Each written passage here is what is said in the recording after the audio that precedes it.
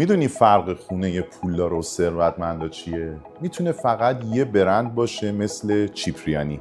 داستان خانواده چیپریانی از سال 1931 با کافه‌داری توی ونیز شروع شد و امروز یکی از خاص‌ترین برندهای هتلی توی دنیا رو دارن. حالا کنار شیخ زاید، دقیقاً بین برج خلیفه و دریا، یه برج 71 طبقه ساخته و نکته مهمش اینه که توی هر طبقه فقط 2 تا 4 واحد بیشتر وجود نداره. وقتی اسم چیپریانی رو ساختمونه، در واقع علاوه بر ملک داری تجربه‌ای رو می‌خری که از هتل‌های لوکس و رستوران‌های افسانه‌ای این برند اومده.